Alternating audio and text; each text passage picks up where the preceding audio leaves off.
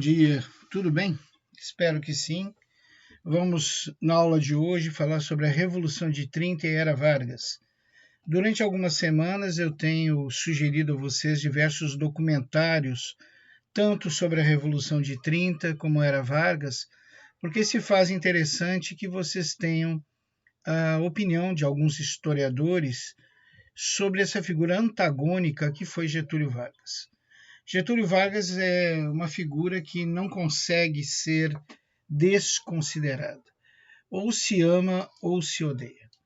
Se de um lado existe o Getúlio Vargas nacionalista, o criador e mantenedor da CLT, da Consolidação das Leis de Trabalho, do outro lado existe o Getúlio Vargas manipulador, o Getúlio Vargas ditador com tendências fascistas. Essa figura complexa que é Vargas, ela deve ser estudada e vista de diversas formas. Por isso, sugeri a vocês diversos documentários, assim como diversas visões sobre o que foi a Era Vargas e o que foi a Revolução de 30. Agora, juntos, vamos procurar entender sobre esses dois temas. A Revolução de 30. Nós devemos lembrar, em primeira instância, que a Revolução de 30, como revolução, tem muito pouco. Na realidade, a Revolução de 30 pouco mudou sobre a sociedade e a política brasileira. Os movimentos sociais, a justiça social, a política brasileira, a posição das elites, pouco mudou com a Revolução de 30. O que realmente mudou no Brasil com a Revolução de 30 é que novas elites chegaram ao poder. Então, se a Revolução de 30, na realidade, ela vai proporcionar uma espécie de novo arranjo do Estado brasileiro. Então, ela constitui um marco historiográfico nesse sentido, né? Ou seja, ela permitiu que novas elites chegassem ao poder e permitiu também um rearranjo da sociedade e da política brasileira, mas sem alterações expressivas no que se diz a mudanças sociais, a mudanças políticas que viessem a alcançar as necessidades e os desejos da população brasileira. Mas não podemos deixar de dizer que realmente a Revolução de 30 ela é o fim da hegemonia da burguesia cafeeira no Brasil. E ela proporciona a inserção de um novo sistema capitalista que não vive somente da área agrária, mas também busca o desenvolvimento industrial. Bom, gente, aqui nós temos uma charge onde Getúlio Vargas puxa a cadeira de Júlio Prestes, que era o candidato eleito pelas repúblicas oligárquicas, pelos candidatos da República Oligárquica, o indicado de Washington Luiz. Então, Getúlio Vargas puxa a cadeira e assume o poder. A Era Vargas, então, ela pode ser periodizada em três grandes fases. A primeira fase é o governo provisório, que vai de 30 a 34. A segunda fase é o governo constitucional, que vai de 34 a 37. E a ditadura do Estado Novo, em 1937 a 45. O governo provisório, de 1930 a 1934. Pessoal, primeiro me permita explicar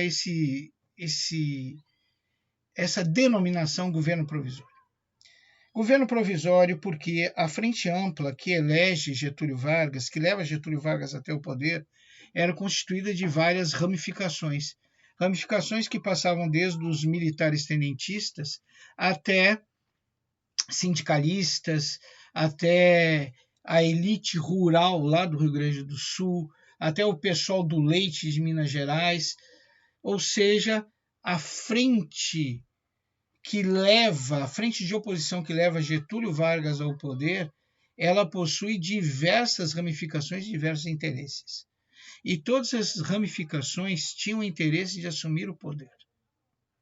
Então, para todas estas ramificações, sejam militares, sejam sindicalistas, seja pessoal da elite agrária que ainda não havia ascendido ao poder, ou seja, da elite agrária não cafeeira, seja o pessoal do leite lá de Minas Gerais, seja os sindicalistas, todos eles tinham o objetivo de alcançar o poder.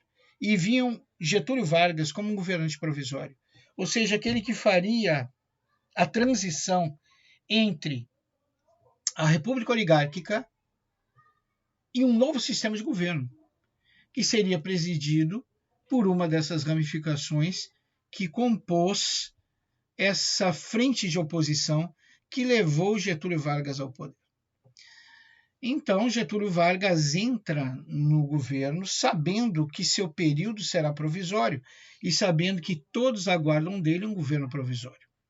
Getúlio Vargas habilmente se apossa do clima revolucionário para cometer verdadeiras barbaridades e fazer perseguições aos seus opositores políticos.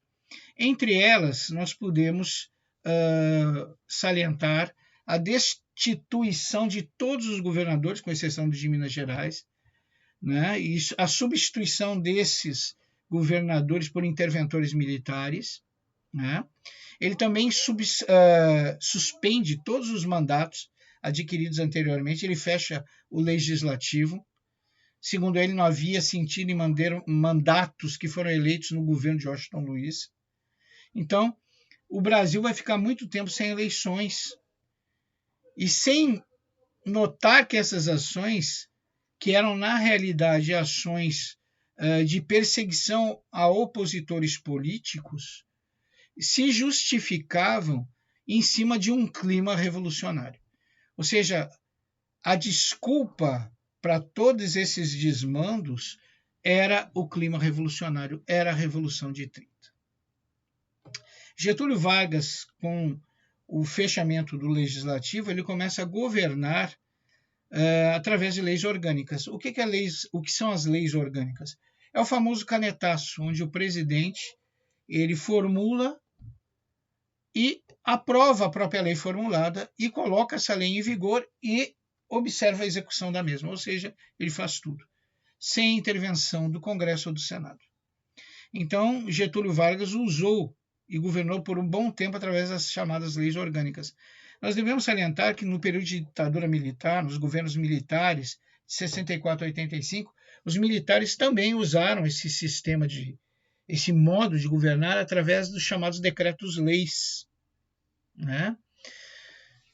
E também nós devemos salientar aí, fazer a defesa dos militares, por incrível que pareça, quem mais usou decretos-leis nem foi um militar, foi o presidente José Sarney, que já integra o período da chamada redemocratização. Hoje, esses decretos-leis ganharam outro nome, chamadas medidas provisórias, as famosas MPs, onde o presidente, com sua caneta BIC, determina uma lei, põe em vigor essa lei, e essa lei ela tem que ser votada pelo Congresso e pelo Senado, ela tem que passar pelo Congresso e pelo Senado, e lá no Congresso e no Senado ela vai deixar de ser provisória e vai se tornar permanente, ou vai permanecer até pelo período em que será substituída por uma nova lei. Então, se o Congresso não... Existe um tempo para essa lei ser votada. Se o Congresso e o Senado não votarem, essa medida provisória caduca, essa lei criada pelo presidente, essa medida criada pelo presidente deixa de existir, deixa de exercer alguma função ou ação, né?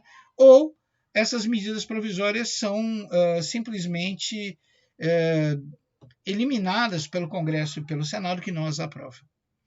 Então, nós vamos ver que medida provisória, decreto-lei e lei orgânica, essa forma de governar no canetaço começa lá no governo provisório de Getúlio Vargas. Então, o governo provisório aí, nosso amigo Getúlio, de 1930 a 1934.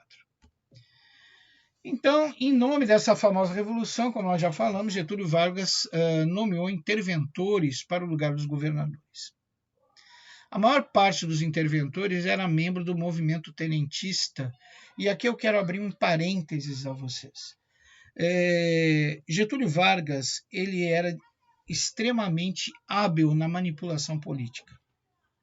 Pode-se falar qualquer coisa de Getúlio, pode amá-lo ou odiá-lo, mas algo todos são obrigados a concordar, que é a habilidade que Getúlio Vargas tinha de manipular tanto os seus opositores como aqueles que o apoiavam.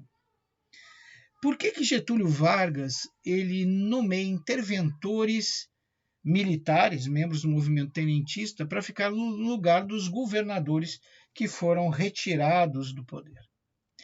Na realidade, aí existem dois motivos. Getúlio Vargas, para se manter no poder, ele teria que lutar tanto com opositores como com aqueles que o levaram ao poder. Nós já explicamos isso. E um dos grupos que o levou ao poder e que mais ameaçava sua manutenção no poder eram os militares tenentistas. E o outro grupo era as oligarquias agrárias, principalmente ligadas ao setor cafeeiro. Então, o que Getúlio faz? Ele elimina os governadores, retira os governadores do poder, coloca interventores militares no seu lugar, que são os tenentistas. Por quê? Primeiro, porque ele vai tirar os tenentistas de dentro do seu ambiente de poder, que são os quartéis. Vai mandá-los para um estado que não é o seu, ou seja, onde eles não têm o mesmo nível de influência. Nesse estado, Getúlio sabia que os tenentistas, pelo seu modo de pensar, influenciado pelo positivismo, entrariam em litígio com o modo de pensar e com os interesses da elite agrária. E logo esses dois grupos, os tenentistas e a elite agrária, entrariam em colisão de interesses e começariam uma guerra particular entre os dois grupos. Enquanto os dois grupos se digladiavam em seus estados pelo poder, eles não ameaçavam o governo de Getúlio Vargas. Observa como isso é hábil, como isso é inteligente, né?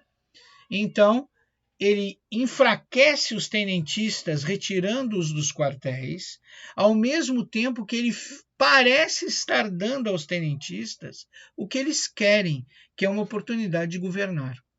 Paralelo a isso, ele manda os tenentistas para bem longe do seu estado, onde o seu poder de influência é menor, e os coloca em rota de colisão com as elites agrárias locais, fazendo que os dois grupos que o opõem, os dois grupos que ameaçam a manutenção de Getúlio Vargas no poder, se distraem, percam tempo numa guerra particular entre tenentistas e elite agrária, enquanto isso Getúlio se mantém no poder e prepara novos meios de se manter no poder.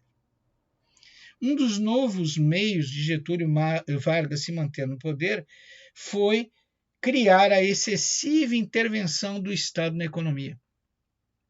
Para ele atuar intensivamente, intervir intensivamente na economia, ou seja, para ele fazer com que o Estado viesse interferir intensamente na economia, ele vai criar um monte de institutos e empresas estatais que aparentemente têm a finalidade de trazer o progresso, de ajudar tanto a indústria quanto o setor agrícola, de facilitar o envio de recursos a esses setores, mas na realidade, o que Getúlio está fazendo é colocar o setor agrário e o setor industrial dependentes desses institutos e empresas estatais para obter recursos e dependentes de maneira indireta daquele que as criou, que é Getúlio Vargas. Então nós vamos ver que ele vai criar o IPC, o IAA, a CSN e por aí vai. Então Getúlio é extremamente hábil politicamente. Suas duas primeiras medidas quase neutralizam totalmente tenentistas e o pessoal da elite agrária, que agora estão numa luta particular, enfraquece os tenentistas, mandando-os para bem longe dos quartéis e dos seus estados. Paralelo a isso, quando tenentistas e elite agrária estão distraídos num combate pessoal pelo poder nos estados, Getúlio Vargas faz com que o setor produtivo, tanto industrial como agrícola, passe a depender de institutos e empresas estatais criadas por ele. Ou seja, aumenta o poder de intervenção do Estado e de controle do Estado na economia, colocando o setor agrícola e o setor industrial em suas mãos. Mas Getúlio era mais inteligente que isso. Ele sabia que ele precisava, para se manter no poder, do apoio de um grupo, de uma parcela da sociedade. Vocês observaram aí, com o surgimento da República, quando nós estudamos República Velha, que os políticos, para se manter no poder, se aproximavam das elites agrárias, das elites que possuíam os recursos econômicos. Getúlio Vargas ele não podia se aproximar dessas elites porque elas queriam o poder. Então Getúlio Vargas vai inovar. Ele vai se aproximar de um ramo da sociedade que nenhum político até então havia pensado em se aproximar e, mais ainda, de usar esse ramo da sociedade para mantê-lo no poder. Ele vai se aproximar das massas populares, principalmente do operariado. Então, para conseguir isso, Getúlio vai fazer a prática do populismo. O populismo, que é a política de massas, que é a manipulação da população pelo Estado, né? E ele tem uma população urbana muito grande para dominar. E ele vai dominar essa população urbana que existe em grande número através do populismo. Então, o populismo ele é um mecanismo de dominação estatal ligado a essa nova realidade urbana, que apresenta uma grande população constituída de operários de classe média alta, de elites, etc. Ele vai se focar nas massas populares, aquelas que os políticos mal viam, aquelas que os políticos só se lembravam nos dias de eleição. Serão estes com os quais Getúlio Vargas pretende se manter no poder. Observa que essa dominação é bem diferente da manipulação rural que faziam os coronéis. Para que essa manipulação dê certo, é necessário uma manipulação política muito grande para dominar essa massa que está aglutinada nas cidades e que possui alguma consciência política, diferente das populações rurais que tinham pouca ou quase nenhuma consciência política. Então, o que o populismo visa? O populismo visa, em primeira instância, jogar para debaixo do tapete a famosa luta de classes entre o capital e o trabalho. O populismo ele visa esvaziar o discurso marxista, que tem como concepção o materialismo. Nós devemos lembrar que com a segunda grande crise do capitalismo, o capitalismo entra em crise, e é óbvio, se o capitalismo entrou em crise, o socialismo, o marxismo vai entrar em alta. Era necessário um contradiscurso para acabar com o discurso marxista. Então, essa é a essência do populismo. O populismo ele vem como a solução para jogar para debaixo do tapete a eterna luta entre o capital e o trabalho e para acabar, enfraquecer o discurso marxista nesse momento em que ocorre o enfraquecimento do sistema capitalista. Então, Getúlio começa com seu populismo tentando provar que o patrão não é inimigo do empregado e que os dois se equivalem.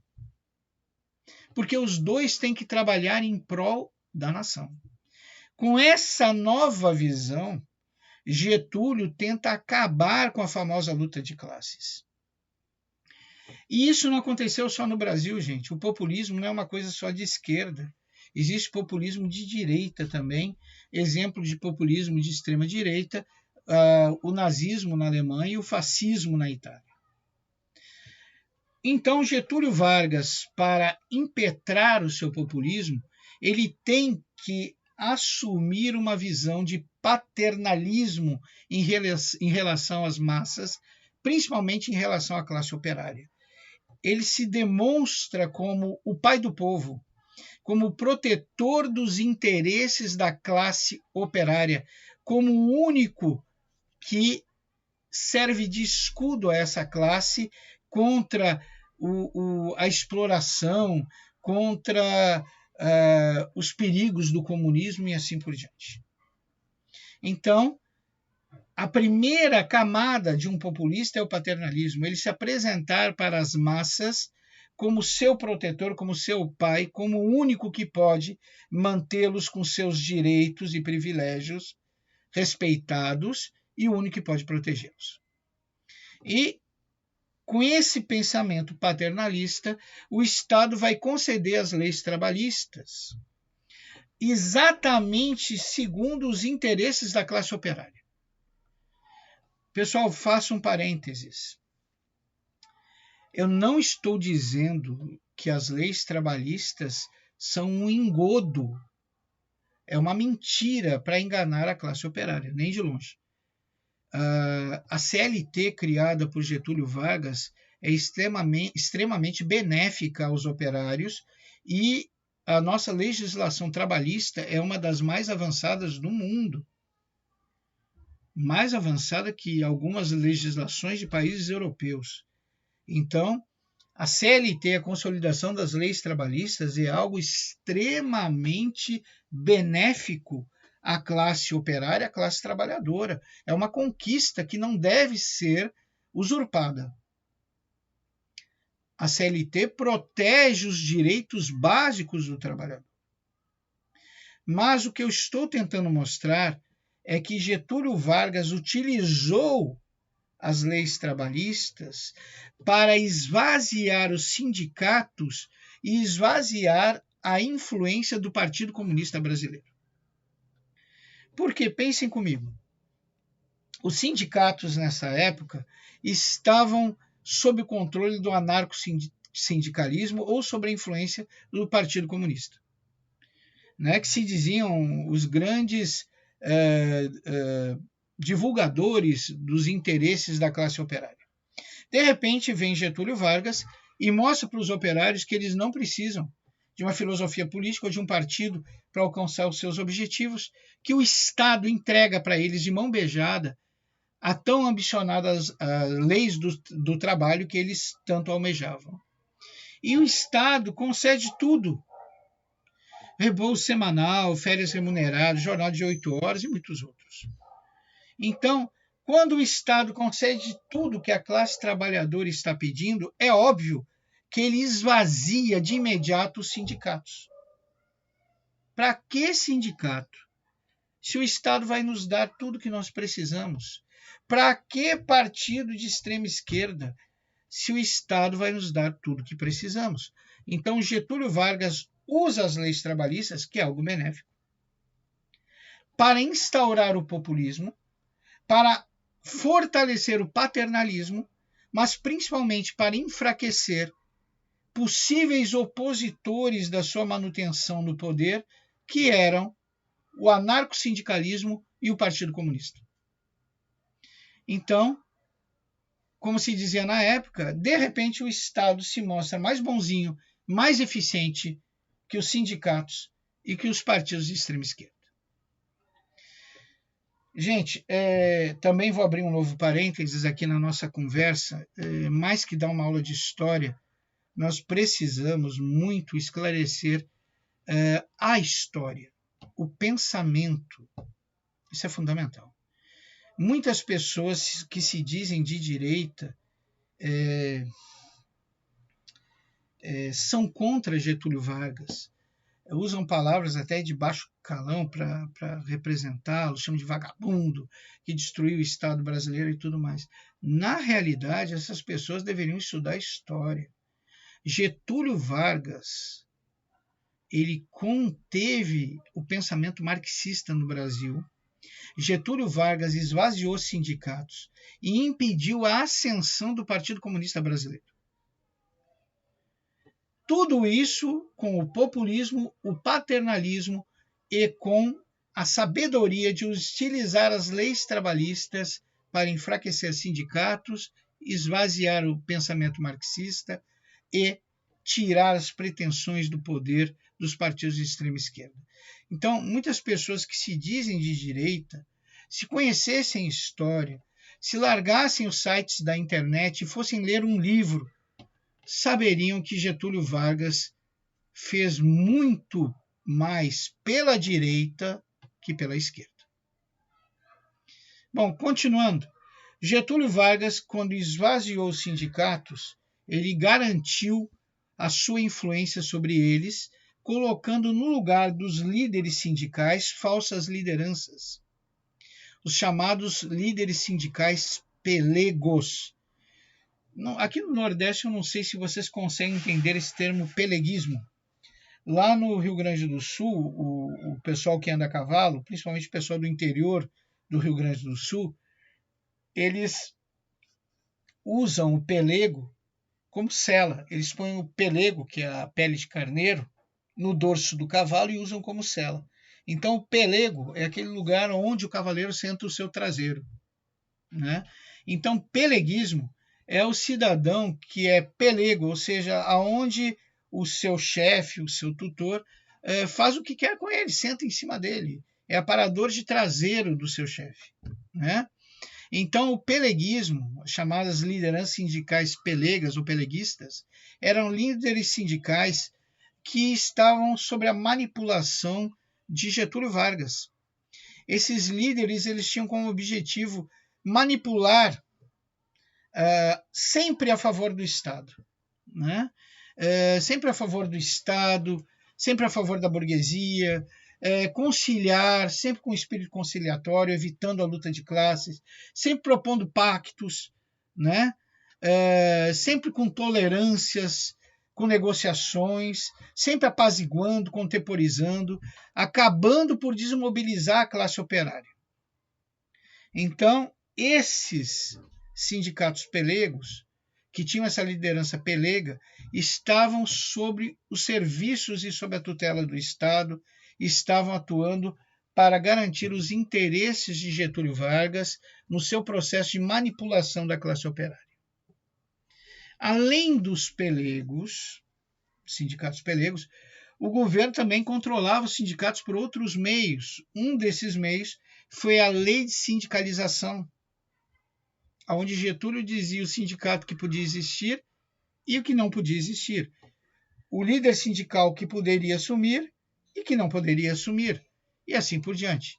E também com a criação do Ministério do Trabalho. O Ministério do Trabalho que foi apresentado por Getúlio como a Casa do Povo, onde as necessidades do povo e dos trabalhadores seriam resolvidas.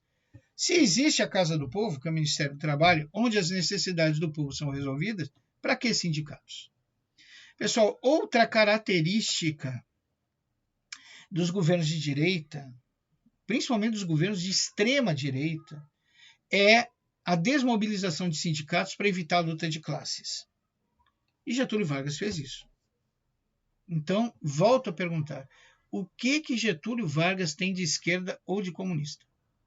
Até agora, pelos nossos estudos, que são comprovados documentalmente, nós estamos vendo que todas as ações de Getúlio Vargas são ações de direita. São ações que eliminam a interferência da esquerda, que eliminam ou atenuam os pensamentos marxistas, que eliminam ou atenuam a luta de classes, que colocam sindicatos sob controle do Estado para evitar a luta de classes, que cria leis para manter o controle sobre os sindicatos, eliminando a luta de classes e controlando a massa operária e dos trabalhadores em geral, e que apresenta o Ministério do Trabalho como a Casa do Povo que protege os interesses dos trabalhadores.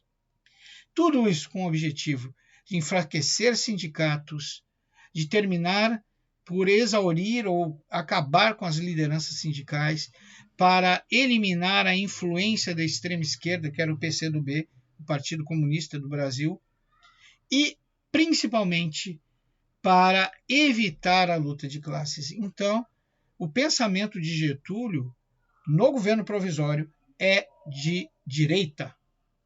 Getúlio não tem nada de esquerda, de comunista.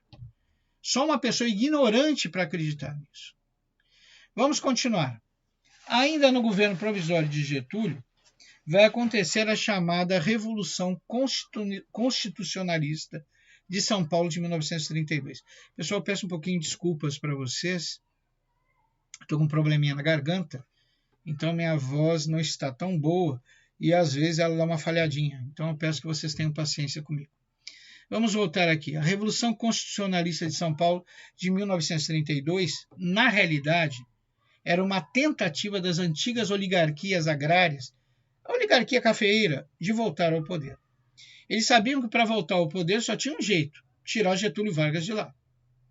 Então, os nossos amigos cafeicultores inventaram uma revolução constitucionalista. O que é isso, revolução constitucionalista? É uma revolução que tem como objetivo uma nova Constituição. Mas por que eles queriam uma nova Constituição? Porque eles diziam que era a única maneira de obter de novo o Estado de Direito. Observa, gente, esse negócio de nova Constituição para obter Estado de Direito, o que é Estado de Direito? Estado de Direito são as garantias individuais, a imprensa livre, a democracia, é o funcionamento pleno do Congresso, do Senado, dos órgãos do Judiciário. E eles queriam e apresentavam o argumento que, para se ter de novo um Estado de Direito, a única maneira era uma revolução constitucionalista, ou seja, uma nova Assembleia Constituinte, uma nova Constituição, que permitisse a volta do Estado de Direito e, para permitir a volta do Estado de Direito, por tabela, enfraquecesse as interferências do Estado na sociedade, na economia, na política em geral. Bom, gente, é óbvio que esse negócio de Estado de Direito, de revolução constitucionalista, é só uma conversa das oligarquias agrárias paulistas, os cafeicultores, para voltar ao poder. Poder que eles tinham perdido com a Revolução de 30, como nós bem sabíamos. Então eles criaram toda essa conversa, as velhas oligarquias, para manipular a população.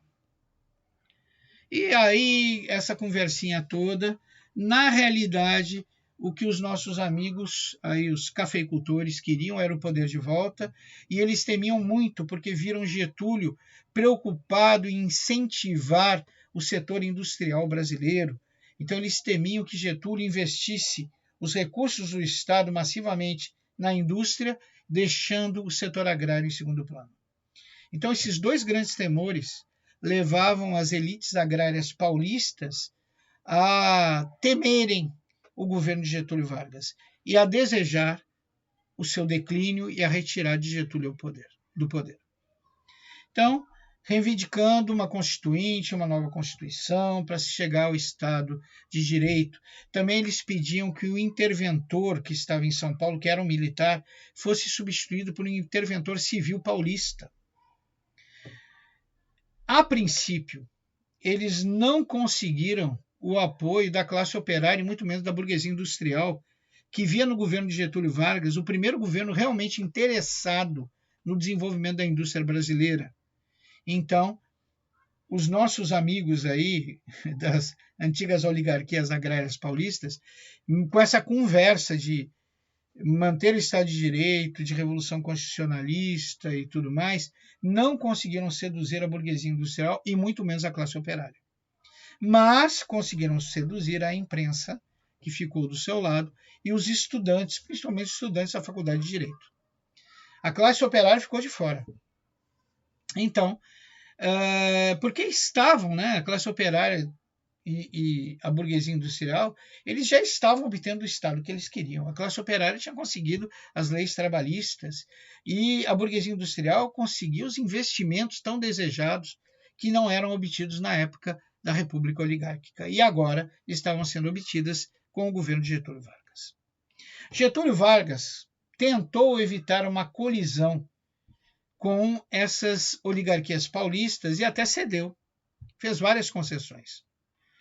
Ele nomeou um interventor civil paulista, fez eleições para uma constituinte, mas mesmo assim, mesmo com essas concessões feitas por Getúlio, que vinha de encontro ao que pediam os líderes dessa Revolução Constitucionalista de 32, o movimento continuava.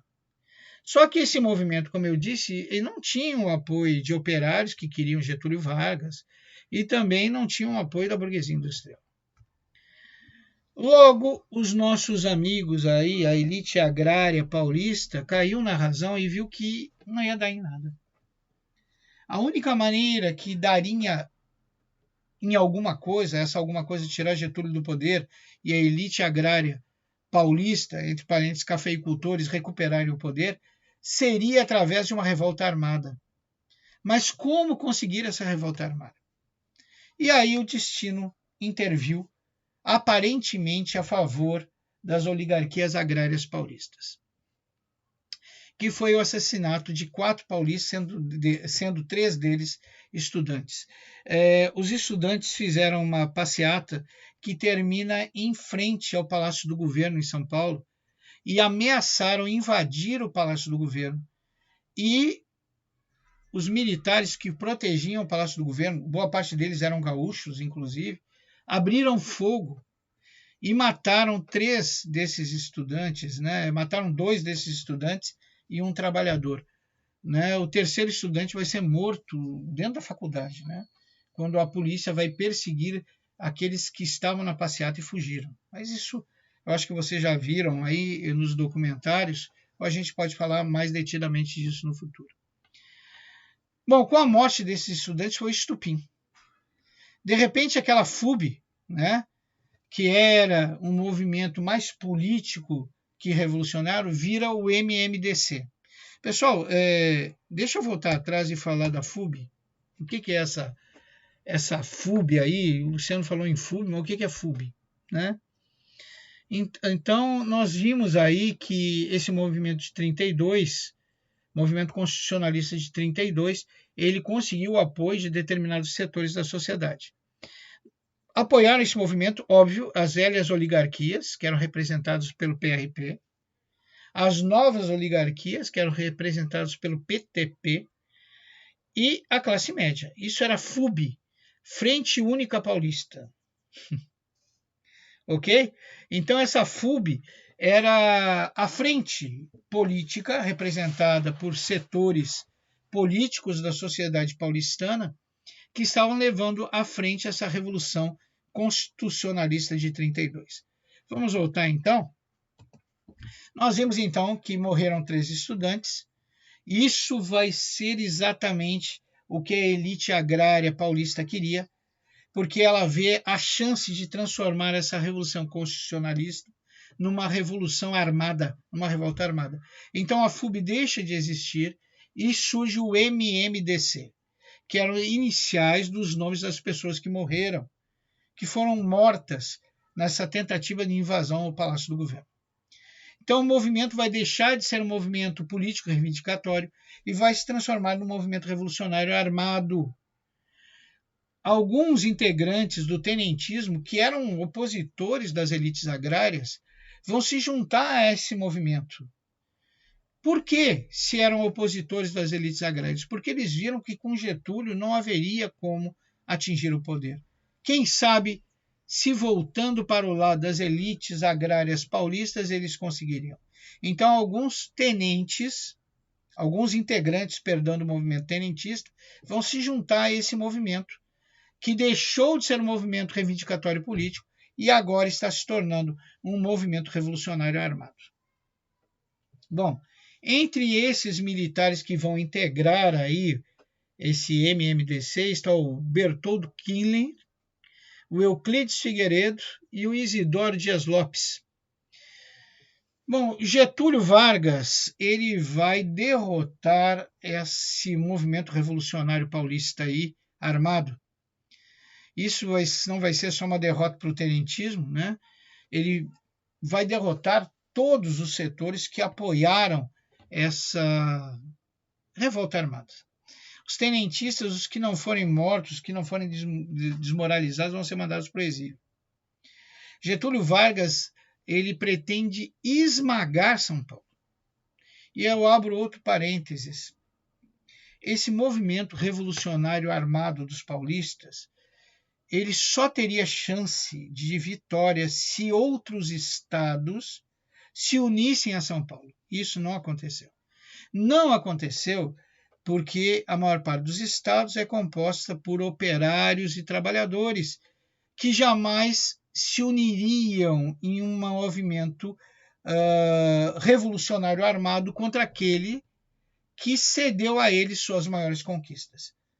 Então, quando São Paulo não teve o apoio dos outros estados, ficou isolado, e quando Getúlio Vargas mobilizou as forças militares do Rio Grande do Sul, apoiado por outros estados, a derrota dos paulistas era inevitável. Getúlio Vargas pretendia esmagar São Paulo.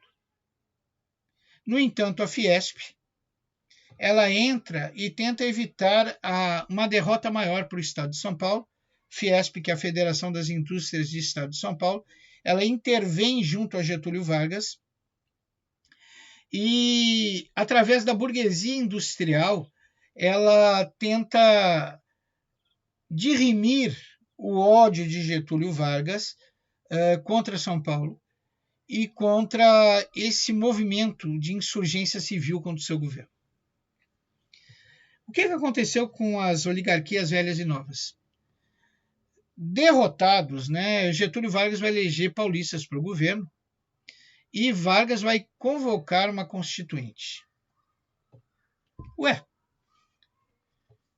Getúlio ganhou e mesmo assim está fazendo o que era pedido anteriormente na Revolução Constitucionalista?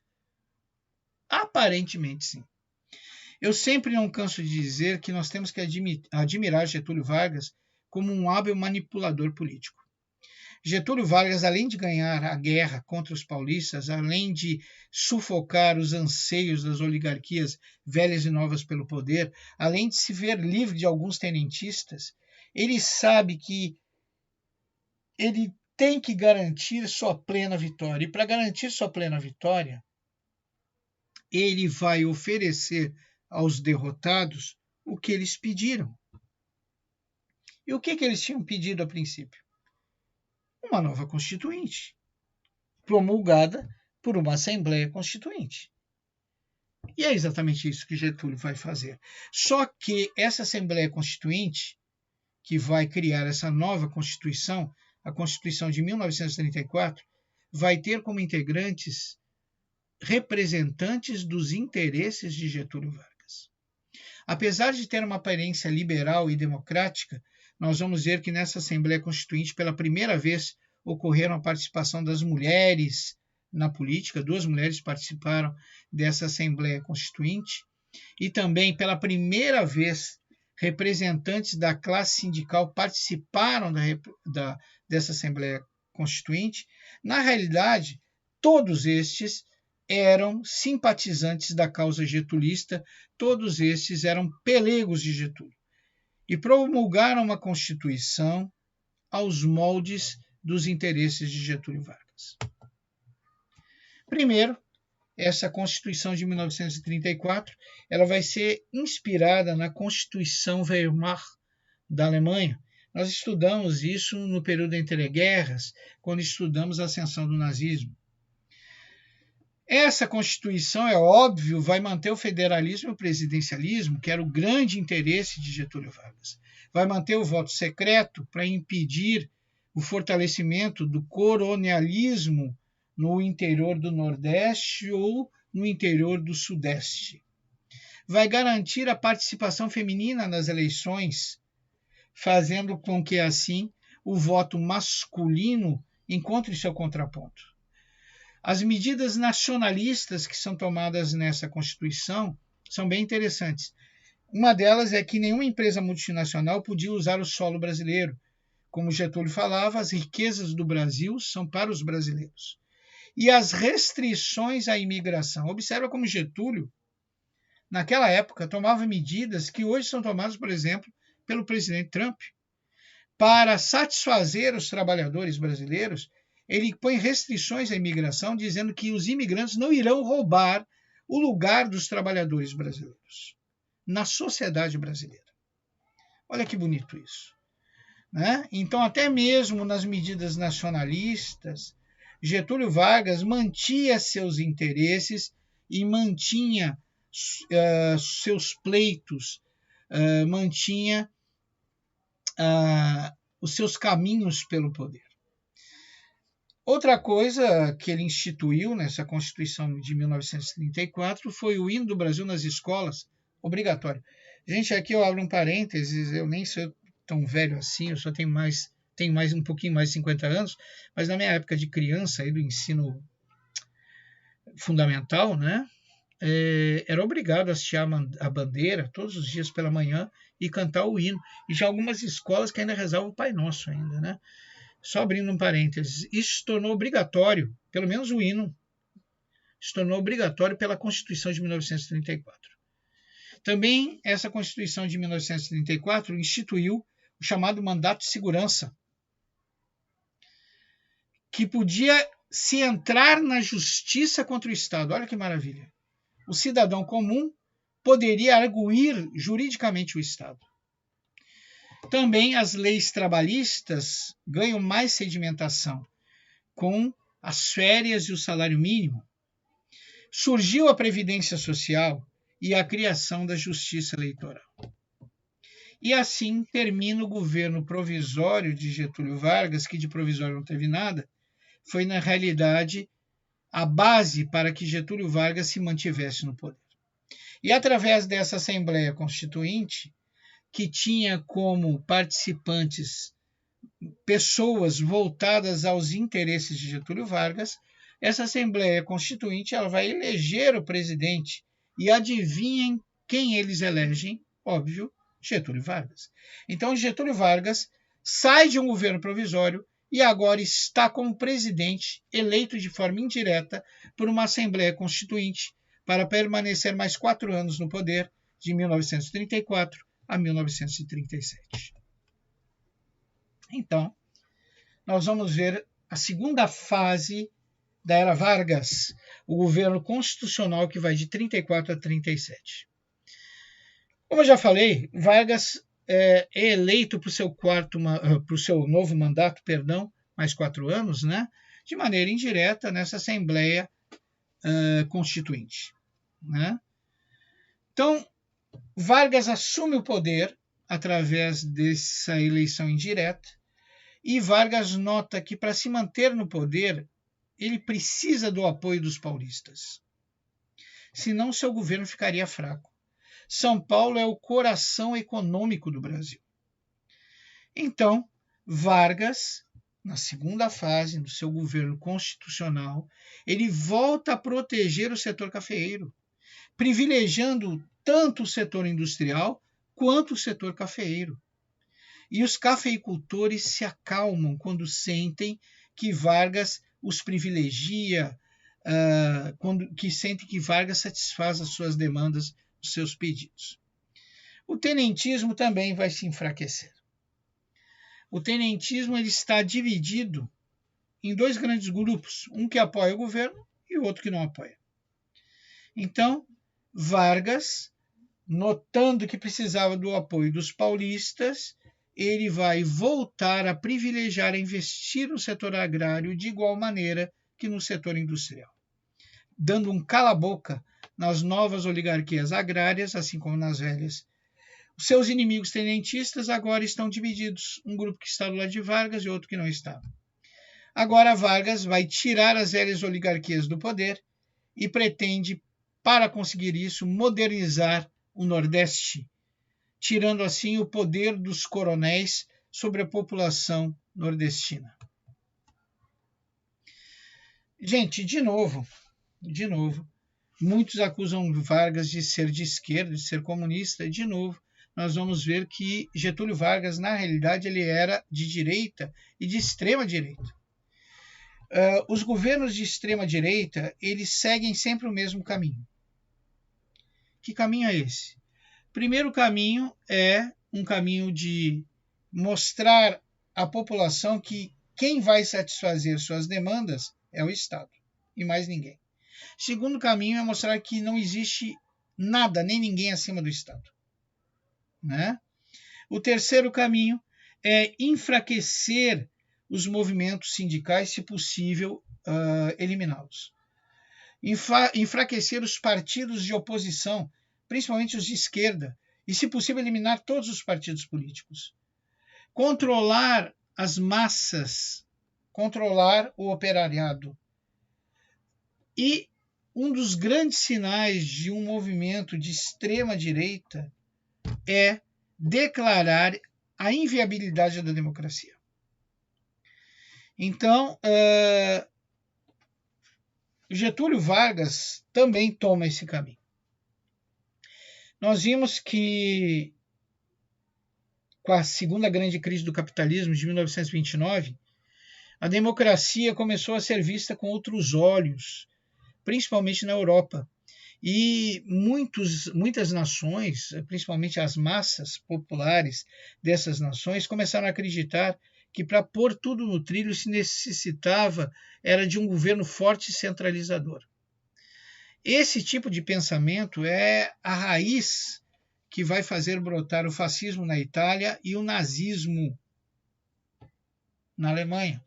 E mais que isto, este tipo de pensamento antidemocrático vai dar origem a movimentos que se apresentam como defensores da economia capitalista e como inimigos do comunismo e do socialismo.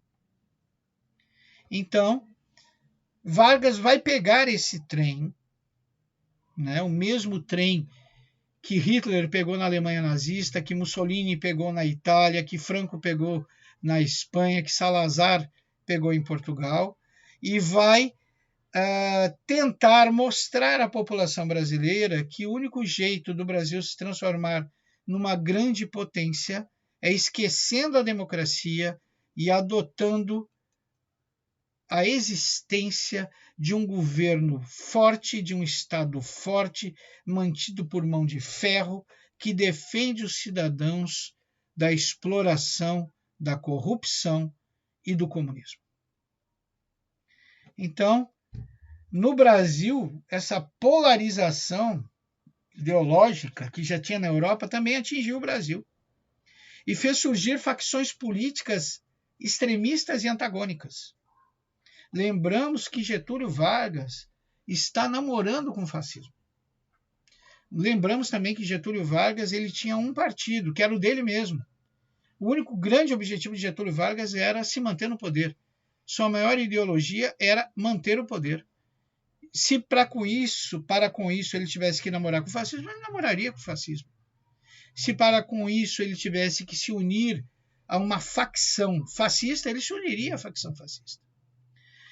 Bom, voltamos a esse período entre guerras, que é bem o período do governo constitucional de Getúlio Vargas, e vemos que Getúlio está aí namorando com o fascismo, vemos que o mundo está no momento antagônico, de um lado o fascismo, de outro lado o socialismo. E no Brasil, claro, surgiram também seus representantes. Um dos representantes, esse senhor aí, essa versão tupiniquim do Hitler, que é o Plínio Salgado. O Plínio Salgado era o líder do Partido Integralista e era um partido de tendência fascista, totalmente fascista. Eles tinham como símbolo sigma, que vocês podem ver ali no braço dele. Eles apoiavam todos os princípios fascistas, o totalitarismo, o militarismo, o culto à figura do líder, a censura à imprensa e por aí vai, governo forte, centralizador, todo aquele negócio. Então, nós vamos ver que o momento político mundial fez surgir no Brasil a chamada AIB. A AIB, que é a Ação Integralista Brasileira. Essa Ação Integralista Brasileira, ela reuniu os grupos mais autoritários e conservadores, favoráveis, como eu falei, a governos fortes ditatoriais de tendência fascista. Eles imitavam a estratégia do Mussolini. Então tinha aquela organização militarizada, militarização de sociedade, marcha com bandeiras, eles usavam uniformes militares, como eu mostrei ali para vocês na imagem, tinha um símbolo, que é o sigma, que eles usavam no braço. Tinha um lema, Deus, Pátria e Família, que servia para atrair cristãos, militares e a classe média brasileira, se apresentavam como inimigos número 1 do comunismo, Então, aí a AIB aflorou e cresceu no Brasil. E a AIB vai se tornar uma parceira de Getúlio Vargas. Nós vamos entender logo, logo por que Getúlio Vargas vai se tornar parceiro da AIB. Né? Bom, se nós voltássemos no passado e entrevistássemos os membros da Ação Integralista Brasileira, nem todos eles eram fascistas. Haviam pessoas bem interessadas dentro desse movimento. Haviam pessoas realmente preocupadas com os princípios cristãos, haviam pessoas realmente preocupadas com os princípios familiares e tudo mais. Mas todos eles, sem exceção, eram anticomunistas. E todos eles, sem exceção, não sabiam o que era o comunismo. Então observa, gente, o grande perigo de se seguir uma ideologia, de se opor a alguma coisa, sem saber concretamente contra o que estamos nos opondo. Então, toda pessoa tem o direito de ter uma ideologia, seja de esquerda, seja de direita. Mas, para que tu tenhas uma ideologia, para que tu não sejas manipulado, tu precisa saber os princípios daquilo que tu defende ou precisa saber os princípios daquilo que tu se opõe. Então, o que nós notamos no Brasil, e não só no Brasil, no mundo, muitas pessoas se opõem a diversas coisas sem saber o que são essas coisas. Então, os membros da AIB, muitos deles não eram fascistas, eram cidadãos de bem. Mas, invariavelmente, todos temiam o comunismo, mesmo sem saber o que era. Né? E, por isso, eles eram manipulados pelo grande líder desse partido, dessa facção, que era o Plínio Salgado. Então, aí nós temos membros do movimento integralista, né? Com sua bandeira, com seus uniformes militares, e eu não preciso dizer que, como bons fascistas, eles também eram racistas, né? Eles acreditavam na superioridade da comunidade branca, da raça branca sobre as demais, eles pregavam a eugenia e também, como bons fascistas que eram, desejavam branqueamento da sociedade brasileira, trazendo massivamente imigrantes para o Brasil, imigrantes europeus para o Brasil. Bom, eu disse que o momento político do período entre guerras, que movimentava a Europa, atingiu o Brasil e que Getúlio Vargas também navegou politicamente nesse momento. Então nós vamos ver que nesse momento político do Brasil também vai surgir a ANL, que era exatamente o oposto, da AIB. Então, se a AIB era fascista, a ANL era socialista e comunista. Então, a ANL é a Aliança Nacional Libertadora, era antifascista, de tendência comunista, socialista, pregava a Revolução Popular, a suspensão do pagamento da dívida externa, o governo popular. Então, a ANL ela vai acabar por englobar o Partido Comunista Brasileiro. A ANL é mais uma frente, não um partido, né? Tinha dentro dos seus grupos, né, desde tenentes militares, né, sendo que o líder desses tenentes militares que apoiavam a ANL era Luiz Carlos Prestes. Tinha liberais, tinha democratas, tinha comunistas, tinha a maioria antifascista, né? E essa ANL ela assustava muito as elites e ameaçava a ordem existente. Então, Getúlio Vargas começou a ver na ANL um perigo ao seu poder e sua influência sobre a massa trabalhadora e sobre o operariado brasileiro. De repente, Getúlio Vargas começa a ver na ANL um concorrente na manipulação da classe trabalhadora. E logo, logo, Getúlio Vargas se une à AIB e declara a ilegalidade da ANL. Né?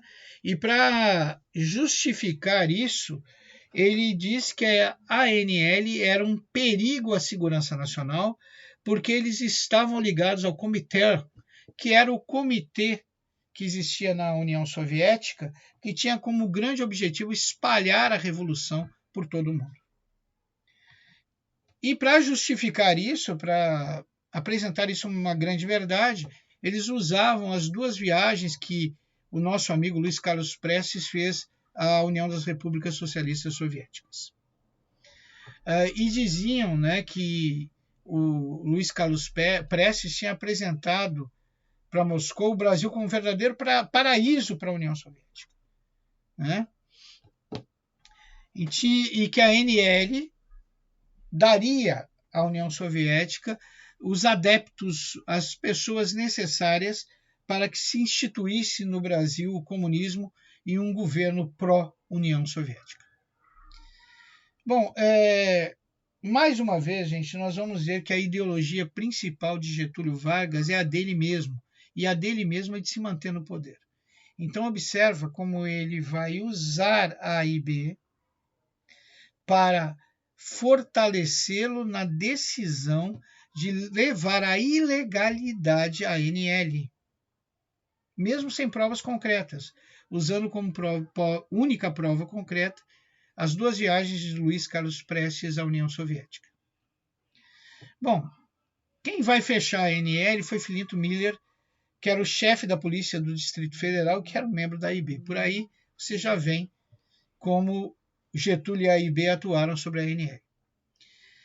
Bom, quando fecharam a ANL, o nosso amigo Luiz Carlos Prestes vai fugir, porque se não fugisse ele ia ser preso. Provavelmente ia ter o mesmo destino dos seus colegas, ou morto ou torturado. Então, o nosso amigo aí, o Luiz Carlos Prestes, foge para o interior do Brasil, junto com seus seguidores, e no interior do Brasil, ele forma a famosa coluna Prestes, que tinha como objetivo, pelo menos é isso que eles falavam, esclarecer as comunidades das vantagens do regime socialista e das desvantagens do fascismo e do atual governo brasileiro, que era o governo de Getúlio Vargas, né?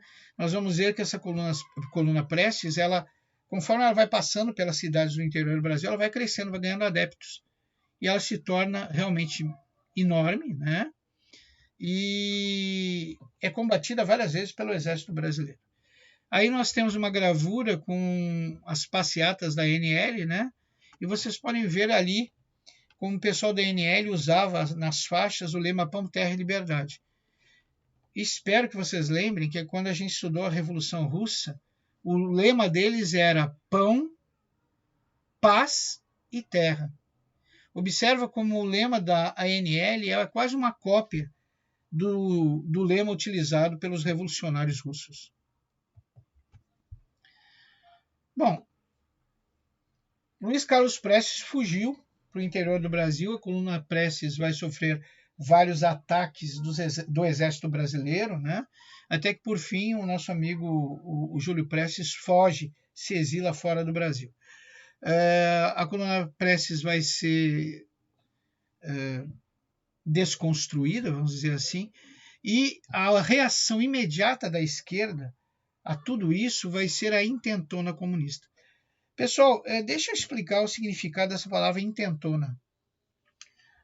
Intentona significa uma intenção que não deu certo, né? Vou dar um exemplo para vocês. Eu tenho a intenção de ganhar na Mega Sena. Não deu certo, não ganhei, então foi uma intentona. Eu tenho a intenção de ir para a Lua. Nunca fui, não deu certo essa minha intenção. Então, uma intentona. Toda intenção que não dá certo é uma intentona. Tá ok? Intentona comunista significa um movimento comunista que não deu certo. Ele ocorre em novembro de 1935. Foi uma tentativa desesperada dos aliancistas de tomar o poder por meio da luta armada. Só que não houve muita organização, não tinha muita liderança, e os movimentos de repressão do governo já sabiam que isso ia acontecer, já estavam de sobreaviso que ia acontecer um movimento dos aliancistas, né? E já estavam de sobreaviso. Então, tudo isso fez o movimento fracassar. Na realidade, essa intentona comunista, essa intenção dos comunistas tomar o poder, ela começa aí em 25/11, em Natal, e os membros comunistas vão ficar no poder durante 2 dias. 26/11 vai explodir em Recife, 27/11 no Rio de Janeiro, na Vila Militar, no Campos do Afonso, né, no 3º RI, na Praia Vermelha. O quartel militar vai virar uma briga, na realidade, entre a ANL e a AIB, né, mas isso é um outro detalhe. O governo vai acabar lucrando com a intentona comunista, porque ele vai decretar o estado de sítio. Mas deixa eu voltar para a intentona comunista aqui. Quando a ANL foi declarada ilegal, quando a coluna Prestes foi suprimida, vamos dizer assim, os aliancistas, o pessoal que era pertencente à ANL, né, tomou uma decisão desesperada, vamos tomar o poder. Então, os tenentes que eram favoráveis ao comunismo e ao socialismo, eles tentam uma revolta armada nos quartéis em diversos estados brasileiros. A esperança era que eles conseguissem tomar o poder nesses quartéis e que em estados onde eles não tomaram o poder viessem os apoiar. Só que isso não aconteceu. Na realidade, esse movimento vai ser reprimido, vai ser um fracasso total, líderes presos, mortos e torturados, e vai servir à intentona comunista a manutenção de Getúlio Vargas no poder, porque ele vai declarar o estado de sítio. Então, declarando o estado de sítio, vai ser o fechamento do regime. O governo Vargas, ainda apoiado pela AIB, que acreditou que o estado de sítio de Getúlio tinha como objetivo realmente impedir o avanço do comunismo no Brasil, ele vai, em seguida, permitir que Getúlio declare o estado de guerra, e declarando o estado de guerra, se dando poder supremo ao presidente em exercício, Getúlio vai fazer prisões em massa dos seus opositores políticos. Vai suspender a Constituição de 1934. Vai prender muitos inocentes cujo único crime era se opor ao governo dele. Né? Inclusive, entre esses presos está o famoso Graciliano Ramos, o escritor Graciliano Ramos. Em 1937, após um ano de estado de sítio, com Getúlio fazendo e acontecendo, o Congresso finalmente vai abrir os olhos e vai negar o pedido de Getúlio para renovar o estado de sítio por mais 6 meses. Por que eles negaram? Porque, de repente, os membros do Congresso, os membros da IB, viram que, se permitissem a manutenção do estado de sítio, do estado de guerra, por mais 6 meses, eles seriam as próximas vítimas de Getúlio Vargas. Então, eles negam a manutenção do estado de sítio tão desejada por Getúlio Vargas para utilizar o estado de sítio e o estado de guerra para eliminar de vez com todos seus opositores políticos. Gente, aí nós estamos vendo a marcha das pessoas que participaram da intentona comunista, da fracassada intentona comunista. Vamos falar um pouquinho mais sobre o estado de sítio, né? Em 1937, suspendeu o estado de sítio, e no momento que o Congresso suspende o estado de sítio, se inicia o processo eleitoral, ou seja, os candidatos, vai haver uma eleição direta à presidência, com voto popular, e os candidatos devem se apresentar a este pleito, os candidatos que vão concorrer ao pleito devem se apresentar. Então, vai vir gente de todo lado, por exemplo, Armando Salles, de São Paulo, que era um representante aí das oligarquias agrárias, José Américo, candidato oficial, né? E Plínio Salgado, da IB. Bom, o Getúlio viu que ia perder o poder, né? Getúlio viu que havia a possibilidade dele perder o poder. Então, Getúlio vai, novamente, fazer uso do comunismo, ou do perigo comunista, do perigo vermelho, para se manter no poder e manipular a sociedade brasileira. O Getúlio Vargas, junto com o Estado-Maior do Exército, vai criar um golpe comunista de ficção, uma obra hollywoodiana, uma armação. Vai criar um golpe comunista que nunca existiu.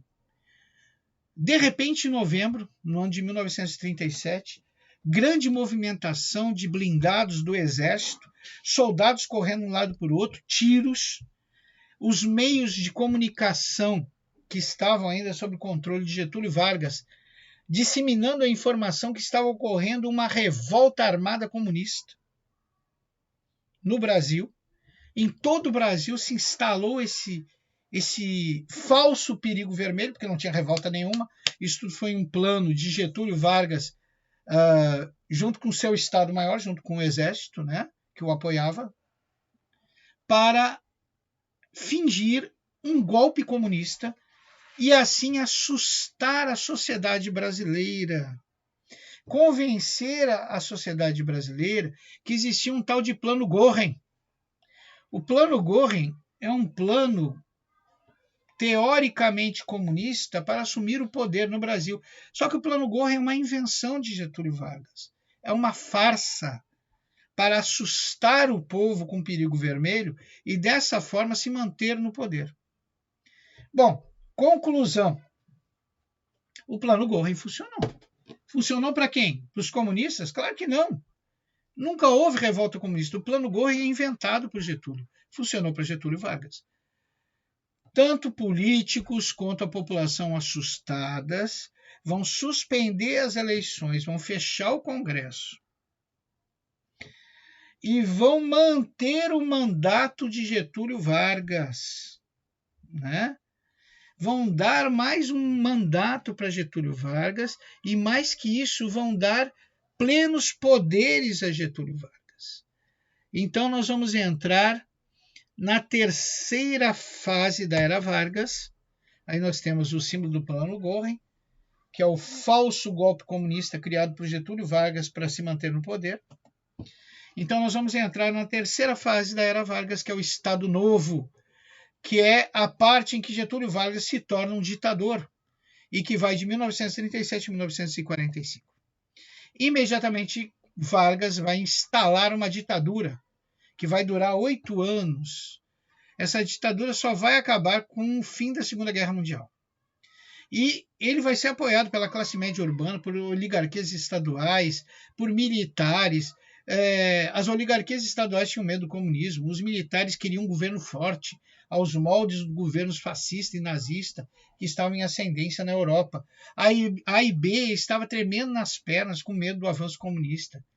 A burguesia industrial e setor agrário exportador queriam manter seus privilégios e temiam os comunistas, ou seja, todos estes apoiam o Estado Novo, o governo forte, centralizador e ditatorial de Getúlio Vargas. Então, nós vamos ver que a elite apoia o Estado forte e autoritário de Getúlio Vargas, que intervém na economia. O setor industrial também intervém, também apoia. Todos eles apoiam o Estado Novo, o regime ditatorial impetrado por Getúlio Vargas. E aí Getúlio Vargas, com poderes plenos de ditador, vai criar a Constituição de 37, a chamada Constituição Polaca. Por que tinha o nome dessa de Constituição Polaca? Porque ela foi inspirada na Constituição polonesa. Nós não podemos esquecer que a Polônia era um país fascista. Então Francisco Campos, chamado Chico Ciência, que era a cabeça pensante do Estado Novo de Getúlio Vargas, é ele que escrevia os discursos para Getúlio Vargas, que também o chamava de homem-cabeça, né, do Estado Novo, junto com Góes Monteiro. Ele vai submeter o judiciário ao executivo, ou seja, a justiça, além do legislativo, vão estar sob o controle do executivo, ou seja, sob o controle do presidente. Então nós vamos ver que, no caso do judiciário, os tribunais vão se tornar controlados pelo governo federal. Existe total anulação do poder do legislativo, extinguiram os partidos, Congresso e Assembleias foram fechadas, né? Não tem mais deputados, né? Nós vamos ver, então, o que está acontecendo na ditadura do Estado Novo de Vargas. É exatamente o que aconteceu lá com o governo de Mussolini, com a ditadura fascista de Mussolini.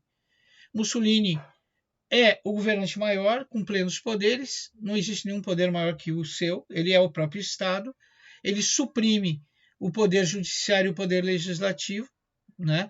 Concentra todos os poderes na mão do Executivo Federal, que é o presidente, né? Então, nós vamos ver que nós estamos observando surgir no Brasil um regime ditatorial aos moldes fascistas da Itália. Claro, com um jeitinho brasileiro, mas aos moldes fascistas da Itália. Nós vamos ver que vai haver anulação do federalismo, recriação da figura do interventor federal, vão ser decretadas a proibição de greves, vai voltar a pena de morte. Então, com essa Constituição fascista, ficou muito fácil para Getúlio Vargas se manter 8 anos no poder e concentrar todos os poderes em suas mãos. Então, muitos tecnocratas, juristas, economistas também foram apoiadores do Estado Novo, desse regime ditatorial de Getúlio Vargas. Aqui a gente cita o Lindolfo Collor, figura conhecida aqui de Maceió, né? Família Collor, Francisco Campos, o próprio Oswaldo Aranha, Lorival Fontes, Góes Monteiro, Gaspar Dutra, todos estes foram apoiadores do Estado Novo, dessa ditadura de Getúlio Vargas. Getúlio Vargas, ele era hábil e ele sabia que para se manter no poder, ele tinha que controlar não só os poderes, mas ele tinha que controlar também a imprensa e a propaganda. Então Getúlio Vargas vai criar o DIP, que era o Departamento de Imprensa e Propaganda, cuja principal função era o controle da informação e da censura.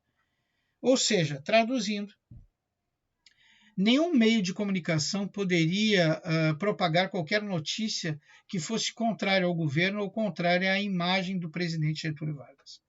O chefe do DIP era o Lorival Fontes, né? E acima do Lorival Fontes só estava Vargas e o ministro da Justiça, Francisco Campos. Então observa o poder que esse Lorival Fontes tinha.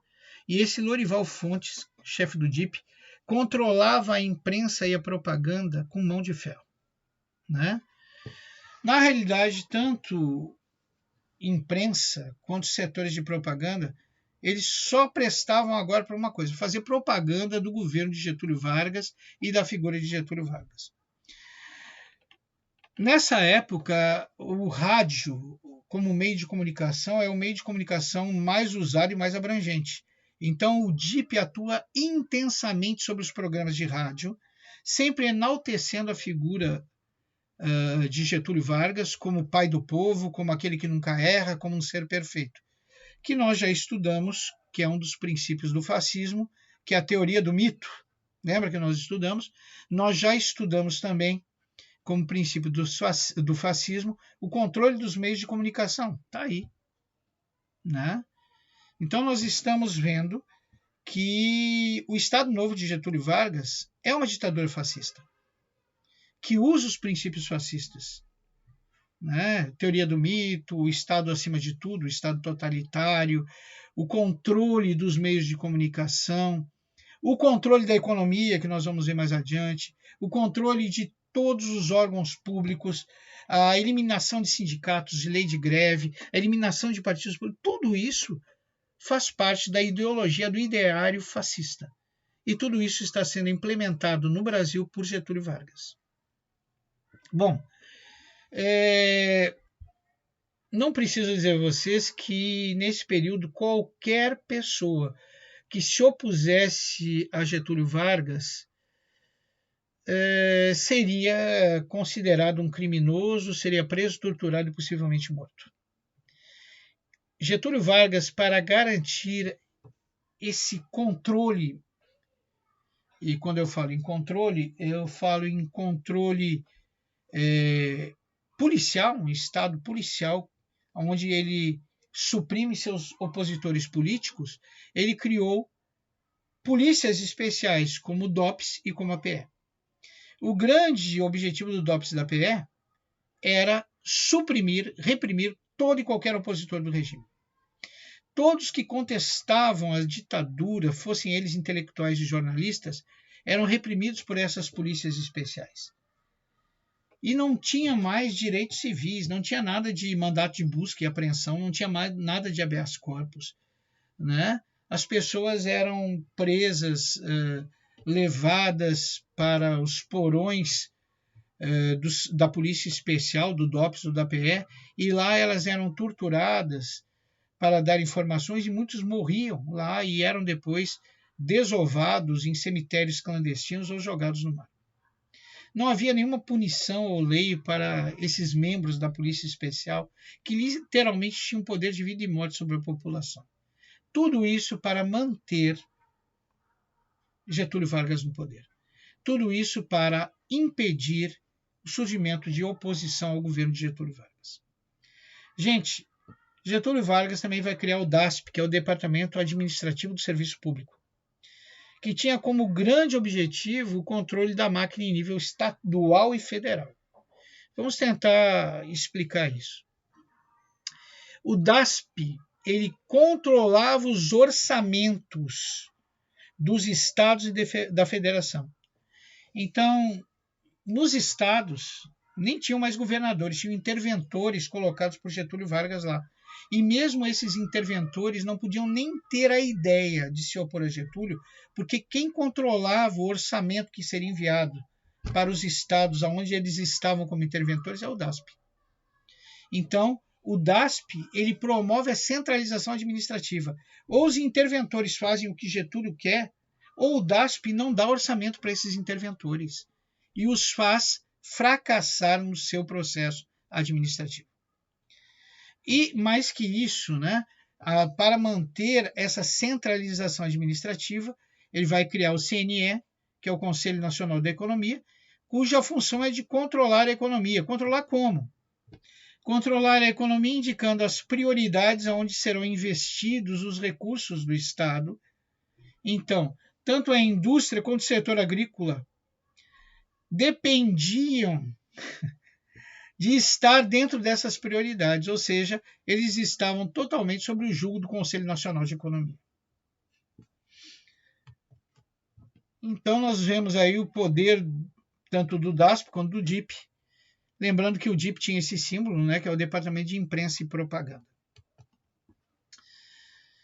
Bom, evolução econômica, nós vimos a intervenção estatal na economia excessiva, o Estado controla a economia, todos os investimentos, todos eles, provêm do Estado e o Estado só concede investimentos àqueles que o apoiam. E um exemplo disso é a criação do BNDE, que é o Banco de Desenvolvimento Econômico, onde os investidores, tanto do setor agrícola quanto industrial, vão buscar recursos econômicos. Pois bem, o BNDE só cedia recursos para aqueles que apoiavam o governo, para aqueles que apoiavam Getúlio Vargas e o seu Estado ditatorial. Ele criou também o CCAI, que é a Carteira de Crédito Agrícola e Industrial, que só obtinham crédito, tanto do setor agrícola quanto industrial, aqueles que apoiavam Getúlio e aqueles que apoiavam seu governo ditatorial. Ele criou o SEI, que é a Carteira de Exportação e Importação, ou seja, só importava e exportava aqueles que apoiavam Getúlio e aqueles que apoiavam seu governo ditatorial. Ele criou o CBE, que é a Comissão de Planejamento Econômico. Só fariam parte dos interesses de fornecimento de privilégios orçamentários do Estado aqueles que não se opunham a Getúlio e aqueles que apoiavam seu governo ditatorial. Bom, o desenvolvimento de indústrias de bens de consumo não duráveis, maquinário americano adquirido após a crise de 1929 a baixo custo, só era cedido àqueles que apoiavam Getúlio e apoiavam seu governo ditatorial. O progresso do setor de matérias-primas indispensáveis em industrialização, bem como no setor de bens intermediários, siderurgia e metalurgia, só eram concedidos àqueles que apoiavam Getúlio e apoiavam seu governo ditatorial. Então, para controlar esses setores, o Getúlio também criou outros órgãos estatais, outros conselhos, como o CNP, o Conselho Nacional do Petróleo, que controlava o combustível, sua vinculação, preço e distribuição no Brasil, e os estados só eram agraciados com uma boa distribuição com bons preços, aqueles que apoiavam Getúlio e aqueles que permitiam seu regime ditatorial. Surgiu o CVRD, que é a Companhia do Vale do Rio Doce, importante companhia de transformação siderúrgica e metalúrgica, que só fornecia os seus produtos a outras indústrias para aqueles que apoiavam Getúlio e que concordavam com o seu regime ditatorial. E, finalmente, a CSN, que é a Companhia Siderúrgica Nacional, que só fornecia produtos siderúrgicos para aqueles que apoiavam Getúlio e concordavam com o seu governo ditatorial. Então, nós vamos ver que Getúlio nesses 8 anos de governo, atuou como um ditador aos moldes fascistas e se manteve no governo através do controle irrestrito do Estado, seja da economia, seja dos meios de comunicação, seja através da repressão, através de polícias especiais como o DOPS, como a PE. O que vai acabar com o Estado Novo? Porque nós estamos observando que o Estado Novo, que o regime ditatorial de Getúlio é algo muito concreto, é algo muito bem engendrado.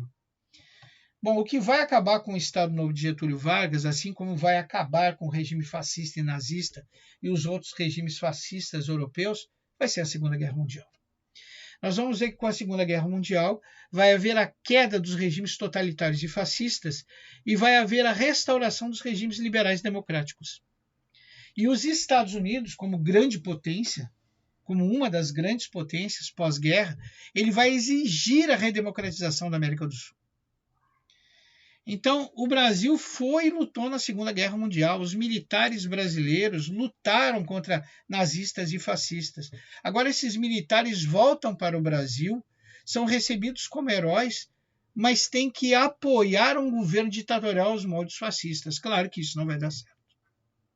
Nós sabemos que Getúlio Vargas não é fascista, nem é democrata, muito menos comunista, e também não é capitalista, porque ele intervém economicamente no Estado toda hora. O partido e a orientação política de Getúlio é só uma, é a manutenção de Getúlio no poder.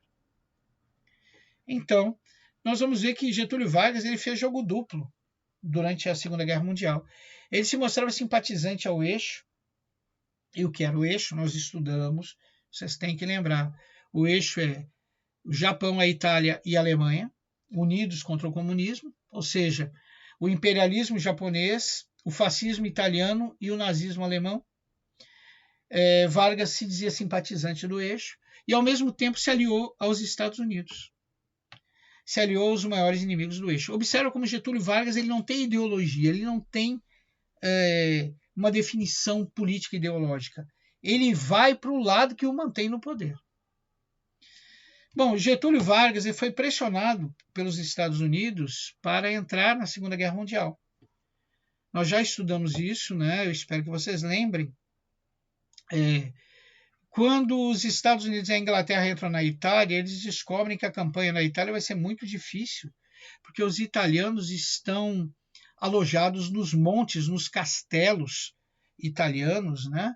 E para tomar esses pontos de controle nazista, instalados em montes, em áreas altas, eles vão perder muitos soldados, muitos aviões. Então, os Estados Unidos recruta o Brasil para a Segunda Guerra Mundial e o Brasil vai fornecer 25 mil homens para lutar na campanha da Itália. Ou seja, o Brasil entra com a massa humana e os Estados Unidos entram com as armas e com treinamento. E foi isso que aconteceu, né? Claro que os Estados Unidos, para convencer Getúlio Vargas a entrar na Segunda Guerra Mundial, já que ele se dizia um pouquinho simpatizante do eixo, teve que dar alguma vantagem, e a vantagem foi a planta da primeira indústria de base, a primeira indústria de transformação que o Brasil teve, que foi a CSN. Né? Mas isso é outra história, nós vamos ver mais adiante. Outro elemento que vai fazer o Brasil entrar na Segunda Guerra Mundial ao lado dos aliados e contra o nazismo e o fascismo e o imperialismo japonês vai ser o afundamento dos navios mercantes brasileiros, pretensamente afundados por submarinos alemães. Né? Então, nós vamos ver que o Brasil, devido a esses afundamentos, também vai entrar ao lado dos aliados contra os nazistas e fascistas. Nós tivemos uma belíssima campanha na Itália, tanto da FEB quanto da FAB, né? Mais o 5º Exército dos Estados Unidos, que foram vitais na libertação da Itália do jugo dos nazistas. Bom, o fim do Estado Novo. Como eu acabei de falar para vocês, com a Segunda Guerra Mundial, os regimes totalitários entraram em decadência e houve o fortalecimento dos regimes democráticos. Aí nós temos nessa gravura a União Nacional dos Estudantes, fazendo uma campanha direta contra o eixo, e pedindo a redemocratização do Brasil, ou seja, falando diretamente contra os governos ditatoriais, contra as ditaduras de extrema-direita ou centralizadoras. Pessoal, existem ditaduras de extrema-direita e extrema-esquerda, né? Como Getúlio tinha uma ditadura aos moldes fascistas, então era uma ditadura de extrema-direita. Se bem que eu reforço a vocês, eu morro ensinando isso, que Getúlio não tinha uma ideologia. A ideologia de Getúlio era fazer qualquer coisa para se manter no poder. Bom, as contradições da guerra. Já conversei isso com vocês. O exército brasileiro luta contra o fascismo e, ao mesmo tempo, é obrigado a sustentar um regime ditatorial aos moldes fascistas, que era o Estado Novo de Getúlio Vargas. Então era óbvio que o Brasil ia sofrer um processo de redemocratização, até porque os Estados Unidos estavam exigindo. E Getúlio Vargas vai começar a sofrer pressão por todos os lados para a reabertura política, tanto do Exército quanto dos seus colaboradores, quanto dos Estados Unidos, pressão externa. São pressões externas e internas. Por exemplo, os mineiros vão lançar um manifesto em 1943 pedindo a redemocratização. Congresso dos Escritores, em 1945 também. O Getúlio Vargas, então, vai começar aos poucos a ceder a esse processo de redemocratização. Vai conceder anistia ampla, fim de censura, convocação de eleições gerais e vai permitir surgir o pluripartidarismo. Quando surge o pluripartidarismo, as várias correntes que antes eram obrigadas a manter Getúlio no poder, agora elas querem o poder. Então, elas vão fundar partidos políticos para alcançar o poder. É o caso do PSD, do Partido Social Democrático, que era a burocracia oficial, os interventores federais e até o próprio Getúlio, que vai lançar o general Dutra para presidente. O PTB, o Partido Trabalhista, que era representado pelos líderes sindicais, burocratas do Ministério do Trabalho. Observa como Getúlio tinha influência tanto no PTB como no PSD. Mas também tinha a UDN, que era a União Democrática Nacional, que era anti-Getúlio Vargas, antinacionalista e antipopulista. Os integrantes eram classe média, profissionais liberais, a burguesia industrial, que vai lançar o brigadeiro Eduardo Gomes. O brigadeiro Eduardo Gomes. As novas oligarquias também estavam na UDN. E tínhamos o PCB, o Partido Comunista Brasileiro, que vai lançar Iedo Fiuza. Prestes apoia Vargas, mas temendo a ascensão da UDN, ele vai, e seguindo as orientações de Moscou, ele vai apoiar o Iedo Fiuza. O PRP, que é o Partido de Representação Popular, apoia o ex-líder integralista, o Plínio Salgado. E tinha uma galera também do querismo. O que é o querismo? Era um movimento que tinha grande interesse de manter Getúlio Vargas no poder. Que era um movimento que queria a manutenção de Getúlio Vargas no poder. Só que não foi possível para Getúlio Vargas se manter no poder, nem com querismo. Getúlio Vargas e o seu Estado Novo representavam exatamente o que sumiu com a Segunda Guerra Mundial, o que foi destruído na Segunda Guerra Mundial, que eram os governos ditatoriais de extrema-direita com moldes fascistas. Então, se forma uma nova articulação golpista, uma nova articulação golpista de Vargas, que mobiliza militares mais UDNs, militares mais a UDN, que vão acabar depondo Getúlio Vargas em 1945. Sem alternativa, sem apoio, Getúlio Vargas vai deixar o governo, ele vai renunciar, e ele mesmo vai se autoexilar na sua fazenda lá no Rio Grande do Sul. E aqui nós vamos ter o fim da chamada Era Vargas, a Era Vargas que começa com um governo provisório, depois passa para um governo constituinte, depois vira uma ditadura. E aqui nós vemos essa figura contraditória que foi Getúlio Vargas, amados por muitos, por ter criado a CLT, a Consolidação das Leis do Trabalho, por ter sedimentado os direitos trabalhistas, por ter alavancado alguns privilégios para as massas, por ter sido um grande nacionalista defendendo os interesses da indústria nacional, por ter incentivado o processo de industrialização brasileiro, por ter criado a Petrobras, por ter tentado inovar o setor agrícola brasileiro, por ter tentado modernizar o Nordeste. E, ao mesmo tempo, nós temos o Vargas manipulador, o Vargas que faz qualquer coisa para se manter no poder, o Vargas que cria o Estado Novo, que nada mais é do que uma ditadura aos moldes fascistas. Então, realmente, a figura de Vargas é uma figura extremamente antagônica que impede que sejamos neutros a ele. Ou você ama, ou você odeia. Meus alunos, agradeço a atenção de todos, peço desculpas por essa aula ter se alongado, mas realmente a Era Vargas detém um estudo mais discriminado, detém um estudo mais expressivo, porque é um tema recorrente de Enems e provas e vestibulares. Eu espero que vocês tenham gostado, assim como espero que qualquer dúvida podem enviá-la pela plataforma, terei imenso prazer em responder. Agradeço a atenção de todos e espero que vocês fiquem bem e que sejam abençoados por Deus junto com vossas famílias. Até breve e obrigado.